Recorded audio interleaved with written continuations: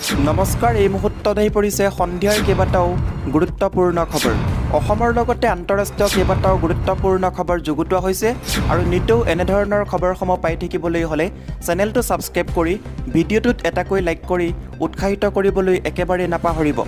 দৰ্শকসকল, আজিৰ প্ৰথমটো খবৰেই হৈছে এটা ডাঙৰ খবৰ। অসম আৰক্ষীৰ উপ পৰিদৰ্শক জোনমণি ৰাভাক বৰ্তমান সময়ত গ্ৰেপ্তাৰ কৰা হৈছে। এই মুহূৰ্তত আহি পৰিছে এটা ডাঙৰ খবৰ। প্ৰবঞ্চনাৰ অভিযোগত নিজৰ হ'বলগীয়া স্বামীক গ্ৰেপ্তাৰ কৰি ৰাজ্যৰ লগতে দেশজুৰি চৰ্চিত হোৱা অসম আৰক্ষীৰ উপ পৰিদৰ্শক জোনমণি ৰাভাক সেই একেটা গোচৰতে আজি গড়মূৰ আৰক্ষীয়ে গ্ৰেপ্তাৰ কৰে। হ'বলগীয়া স্বামীৰ সৈতে মিলি বহু লোকৰ পৰা ঠগ প্ৰবঞ্চনাৰে ধন সংগ্ৰহত জড়িত থকাৰ অভিযোগত বিগত 3 দিন ধৰি গড়মূৰ আৰক্ষীয়ে জেৰা চলাই আছিল আৰু অৱশেষত 3 দিনৰ জেৰাৰ অন্তত উপ পৰিদৰ্শক জোনমণি ৰাভাক আজি গ্ৰেপ্তাৰ কৰা হয়। জানিব পৰা মতে কিছু সময়ৰ পিছত জোনমণি ৰাভাক স্বাস্থ্য পৰীক্ষা কৰোৱা হ'ব আৰু তাৰ পাছতে তেওঁক আদালতত হাজিৰ কৰোৱা হ'ব। উল্লেখ্য যে কিছুদিন পূৰ্বে জোনমণি ৰাভাই তেওঁৰ হ'বলগীয়া স্বামী ৰাণা পগাগক প্ৰবঞ্চনাৰ অভিযোগত গ্ৰেপ্তাৰ কৰিছিল। এই গ্ৰেপ্তাৰৰ পিছতে জোনমণি ৰাভাৰ এক অডিঅ' ৰেকৰ্ডিং ভাইৰেল হৈ পৰিছিল, য'ত জোনমণি ৰাভাইও ধনৰ লেনদেনত জড়িত থকাৰ কথা স্পষ্ট হৈ পৰিছিল। অডিঅ'টো ভাইৰেল হৈ পৰাৰ পিছতে গোচৰটোৱে অন্য এক ৰূপ পায় আৰু হ'বলগীয়া স্বামীৰ সৈতে প্ৰবঞ্চনাৰ গোচৰত তেওঁৰ নাম সাঙুৰ খাই পৰে। দালাল ৰাণা পগাগক মাজুলীৰ একাংশ লোকৰ সৈতে আৰক্ষী বিষয়া জোনমণি ৰাভাই ONGCৰ বিষয়া বুলি চিনাকি কৰাই দি ঠিকা প্ৰদানৰ প্ৰলোভনেৰে লাখ লাখ টকা সংগ্ৰহ কৰিছিল। ইয়াৰ লগতে দৰ্শকসকল, 2 নম্বৰ খবৰটি হৈছে মুখ্যমন্ত্ৰী হিমন্ত বিশ্ব শৰ্মাৰ পৰিয়ালৰ কোনো লোক ক'ভিড সামগ্ৰী যোগানৰ লগত জড়িত নহয়, মন্ত্ৰী পীয়ুষ হাজৰিকাৰ মন্তব্য। ক'ভিডৰ সময়ত PPE কিট শব্দটো কোনোৱে বুজা নাছিল। 35খন ফাৰ্মক PPE কিটৰ বাবে মনোনীত কৰা হৈছিল। 9খন ফাৰ্মক হেণ্ড ছেনিটাইজাৰক দায়িত্ব দিয়া হৈছিল। ভুৱা বাতৰি প্ৰচাৰ কৰিছে ৱাৰে নামৰ পৰ্টেলে। মুখ্যমন্ত্ৰী পৰিয়ালৰ ফালৰ পৰা ক'ভিডৰ সামগ্ৰী যোগান ধৰা নাই। মুখ্যমন্ত্ৰী পৰিয়ালে এটকাও লোৱা নাই PPE কিটৰ নামত। এনেদৰে শনিবাৰে সংবাদমেল সম্বোধন কৰি PPE কিট বিতৰ্কৰ সন্দৰ্ভত চৰকাৰৰ স্থিতি স্পষ্ট কৰে মন্ত্ৰী পীয়ুষ হাজৰিকাই। মন্ত্ৰী পীয়ুষ হাজৰিকাই লগতে কয় যে ধুনুকা নামৰ ফাৰ্মখনে কেৱল 85 লাখ টকাৰ কাম পাইছিল। PPE কিট আনিছিল, কিন্তু লোৱা হোৱা নাই 50,000 PPE কিট। ব্যৱহাৰ নকৰাৰ কথা তেতিয়াই প্ৰকাশ কৰিছে মুখ্যমন্ত্ৰীয়ে। সেই সময়ত PPE কিটক লৈ এটা হাহাকাৰ পৰিস্থিতিৰ সৃষ্টি হৈছিল। ক'ভিড সময়ত আমি 35খন ফাৰ্মক PPE কিট দিবলৈ অনুমোদন জনাইছিলোঁ আৰু 9খন ফাৰ্মক ছেনিটাইজাৰ যোগান ধৰিবলৈ অনুমোদন জনাইছিলোঁ। যিখন ফাৰ্মক লৈ বাতৰি প্ৰচাৰ কৰিছিল সেই ফাৰ্মখনে কেৱল 85 লাখ টকাৰহে অনুমোদন পাইছিল।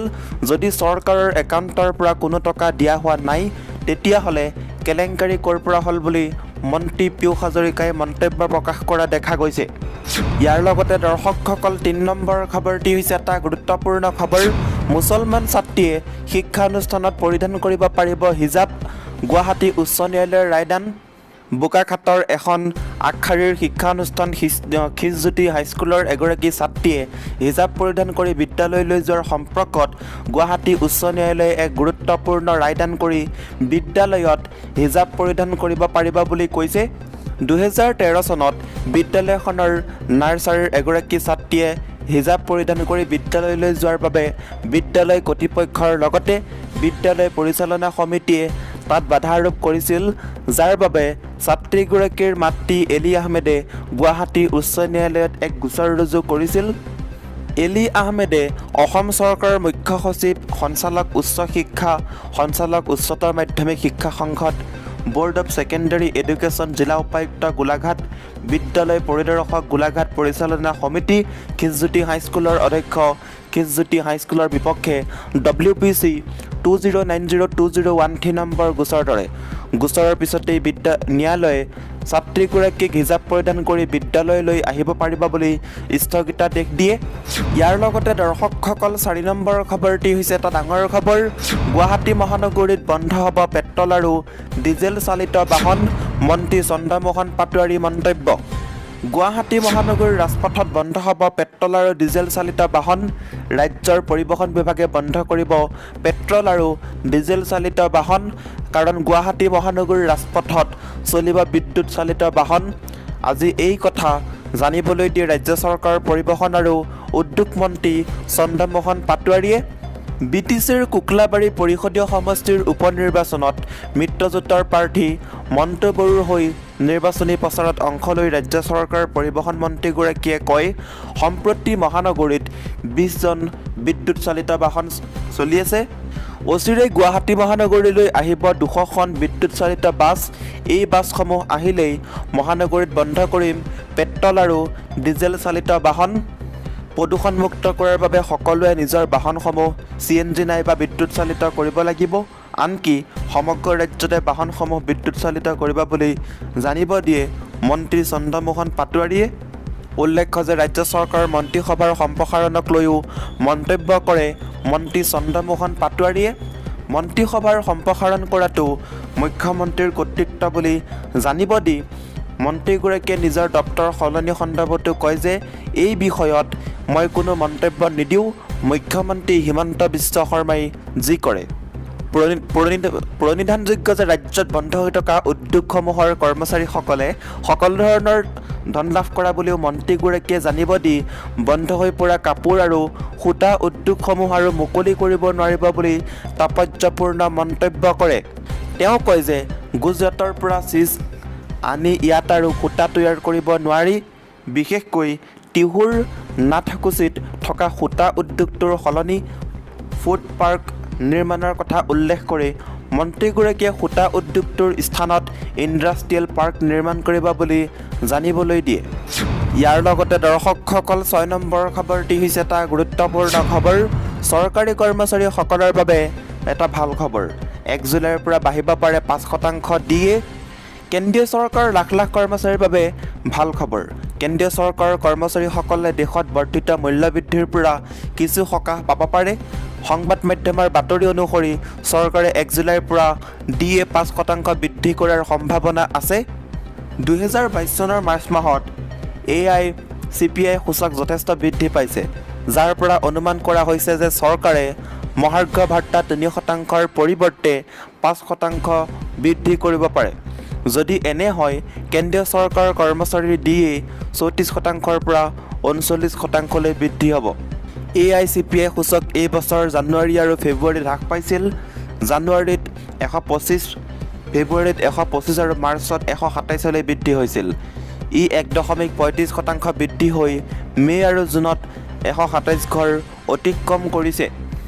যদি DA 39% বৃদ্ধি হয় দৰমহা কিমান বৃদ্ধি হ'ব কৰ্মচাৰীসকলৰ মূল দৰমহা যদি 56900 টকা আৰু DA 39% হয় তেওঁলোকে 22191 টকা লাভ কৰিব বৰ্তমান DA হৈছে 19346 টকা যদি DA 5% বৃদ্ধি কৰা হয় তেন্তে দৰমহা 2845 টকালৈ বৃদ্ধি হ'ব ই বাৰ্ষিক প্ৰায় 34140 টকালৈ বৃদ্ধি পাব ই বাৰ্ষিক প্ৰায় 3410 টকালৈ বৃদ্ধি পাব ইয়াৰ লগতে দৰ্শকসকলে যে 8 নম্বৰ খবৰটি হৈছে মাত্ৰ 30 টকাতে 30 লিটাৰ পেট্ৰল অসমতে পাব এই তেল পিছে কেনেকৈ লাভ কৰিব আপুনি চৌদিশে পেট্ৰল ডিজেলৰ মূল্য বৃদ্ধি শেহতীয়াকৈ কেন্দ্ৰীয় চৰকাৰে পেট্ৰল ডিজেলৰ ওপৰত আৰোপ কৰা কৰ কিছু হ্ৰাস কৰিছে যদিও এতিয়া 90 ঘৰতে আছে প্ৰতি লিটাৰ পেট্ৰল ডিজেলৰ দাম ঠায়ে ঠায়ে এতিয়াও প্ৰতি লিটাৰ পেট্ৰলৰ দাম 100 টকাৰ ওপৰত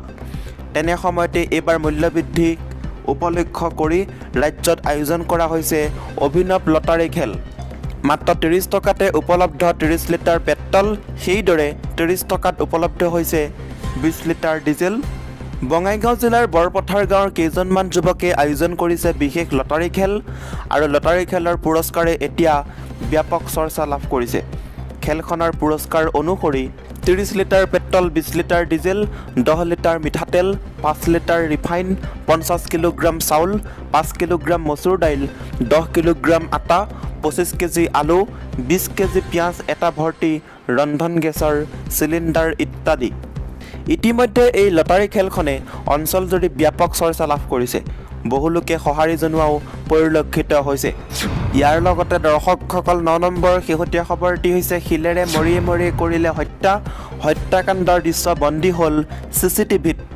দিল্লীৰ আদৰ্শ নগৰত এজন লোকক ৰাজপথত বৰ্বৰভাৱে হত্যা। সমগ্ৰ ঘটনা বন্দী হ'ল চিচিটিভি কেমেৰাত। ভিডিঅ'টো দেখিলে শিহৰিত হ'ব আপুনিও। ভিডিঅ'টোত দেখিবলৈ পোৱা মতে 3জনীয়া এটা যুৱকৰ দলে এজন লোকক এটা ডাঙৰ শিলেৰে আঘাত কৰে। অভিযুক্তসকলে মানুহজনক শিলেৰে নিৰ্মমভাৱে তেতিয়ালৈকে প্ৰহাৰ কৰে যেতিয়ালৈকে তেওঁলোক নিশ্চিত নহয় যে লোকজনৰ মৃত্যু হৈছে। আঘাতপ্ৰাপ্ত ব্যক্তিজনৰ 28 বছৰীয়া নৰেন্দ্ৰ উৰ্ফে বান্তি বুলি চিনাক্ত কৰা হৈছিল। জানিব পৰা মতে নৰেন্দ্ৰক দুৰ্বৃত্ত ৰাহুল কালী আৰু আদৰ্শ নগৰৰ ৰোহিত কালীয়ে প্ৰহাৰ কৰিছিল। নৰেন্দ্ৰই ড্ৰাগছৰ বাবে ৰাহুলৰ পৰা নিৰন্তৰ ধন দাবী কৰি আহিছিল। ইয়াৰ বাবে খং উঠি ৰাহুলে নৰেন্দ্ৰক ফোন কৰি মাতি পঠাইছিল। নৰেন্দ্ৰ আহি পোৱাৰ পিছত ৰাহুলে ব্লেড, শিল আৰু ৰডেৰে প্ৰহাৰ কৰি নৰেন্দ্ৰক হত্যা কৰিছিল। ঘটনাস্থলীত আৰক্ষী উপস্থিত হৈ নৰেন্দ্ৰক চিকিৎসালয়লৈ লৈ যায় যদিও চিকিৎসকে মৃত বুলি ঘোষণা কৰে। আৰক্ষীয়ে তদন্ত আৰম্ভ কৰি অভিযুক্ত ৰাহুল কালীক গ্ৰেপ্তাৰ কৰিছে। দৰ্শকসকল, আজিৰ এই ভিডিঅ'টোৰ মাধ্যমেৰে আপোনালোকক বহুকেইটা গুৰুত্বপূৰ্ণ খবৰ দিব চেষ্টা কৰিলোঁ। যদি খবৰকেইটা শুনি ভাল লাগিছে লাইক কৰিব, শ্বেয়াৰ কৰিব, চেনেলটো ছাবস্ক্ৰাইব কৰিবলৈ নাপাহৰিব। এনেকুৱা ধৰণৰ গুৰুত্বপূৰ্ণ